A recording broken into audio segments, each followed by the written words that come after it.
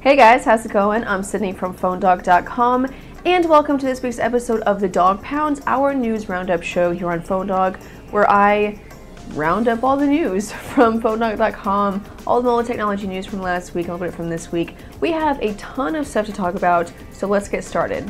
So last week was an extremely busy week for mobile technology. A lot happened. We're going to start with Nokia and Windows Phone. So Nokia World took place on September 5th and 6th, and Nokia announced two new Windows Phone 8 devices, the Lumia 920 and the Lumia 820. The Lumia 920 is easily the flagship phone here. For starters, it has a 4.5-inch 1280 by 768 Pure Motion HD Plus display, which is just a really nice way of saying that it's a great display. High resolution. Nokia said it's so responsive you can even use it when you're wearing gloves. On top of that, it has an 8.7 megapixel PureView camera. This is a PureView technology that Nokia has kind of hyped up for a while now. Now the jury is still out on exactly how good this camera is, but we're going to talk about it in just a little bit.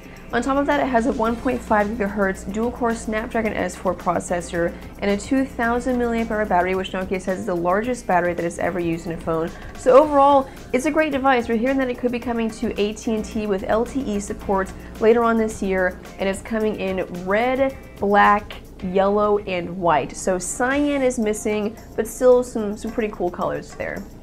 Now, like I said, there's still some controversy over how good this camera is on the Lumia 920.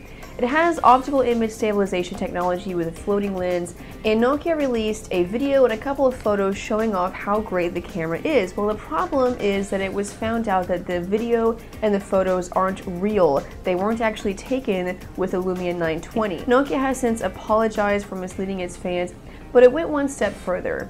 Nokia invited a couple of bloggers out to Central Park in New York City in the middle of the night to compare the camera on the Lumia 920 to the camera on the Samsung Galaxy S3, the Apple iPhone 4S, and the HTC One X to see which one is better using the real camera on the Lumia 920. And the results are actually pretty surprising. You can check out those online on PhoneDog.com. Let me know what you think. The photos and the videos were faked originally, but now that we have the real ones, are you still impressed, or are you still kind of skeptical? Let me know what you think about that in the comments below. And here's something to look forward to that could possibly turn out to be some Windows Phone news. HTC is holding an event on September 19th. Now, we don't know exactly what they're going to announce, but lately we've been hearing a lot of rumors about the HTC Accord, which could be named the HTC 8X. The HTC Accord is a Windows Phone device. It has a dual-core processor, a 4.3-inch HD Super LCD 2 display, and an 8 megapixel camera. Now, could we see this on September 19th? We're not sure, but we did hear a while ago that HTC was going to announce its Windows Phone 8 devices in September, so it's kind of likely that we will see the HTC Accord. For you T-Mobile fans, this is kind of exciting because we're hearing that the Accord could be hitting T-Mobile, so you may be getting a high-end Windows Phone 8 device. It's definitely exciting. Keep on PhoneDog, we'll keep you updated on that story. Shifting gears now to Android, or sort of Android, Amazon announced its new Kindle Fire tablet. The Kindle Fire HD, as it's called, comes in two models, one with a 7-inch display and one with an 8.9-inch display, running for $299 and $399 respectively. And it's a pretty great tablet. As you can guess, it has an HD display and a TI OMAP 4470 processor and an HD front-facing camera. Along with that, Amazon has made some improvements and added some new features. There's an improved email client, an improved Facebook client, and a couple of other new things like Whisper Sync, Immersion Reading, and X-Ray, which is kind of similar to Microsoft's Smart Glass. Now, the bad news is that all of the new Kindle Fire models, including these two and the revamped Kindle Fire, will have ads on the lock screen, which is disappointing to a lot of people. But we have confirmation now from Amazon that you will be able to opt out of these ads for a price of $15. Still disappointing, but at least you have the option to not have to deal with ads.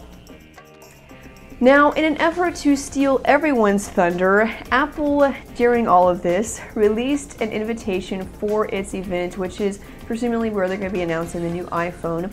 The event will take place on September 12th, which is actually, the day after tomorrow? It's coming up pretty soon. As you can see in the invitation, it shows the date, 12th, but then the 12 shadow kind kind of forms a 5, which is leading a lot of people to think that the new iPhone will be called the iPhone 5, which I had already guessed, but not that many people agreed with me, and now we are all vindicated. Now, knowing the name is one thing, but knowing what it's going to look like or what its features will be is an entirely different thing, and honestly, we don't know a lot. We're guessing it'll have a larger display. We're hearing it'll have LTE. There's a couple of sites that have gotten their hands on what is supposed to be the iPhone 5. Time will tell if this is actually the real product.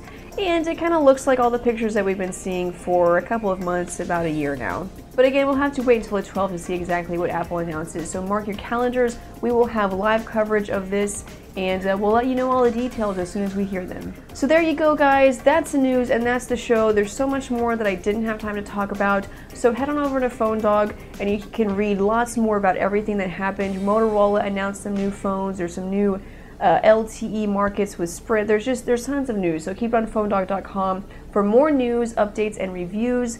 In the meantime, I'm Sydney from PhoneDog.com. Thanks, guys, for watching, and I'll see you guys later. Bye.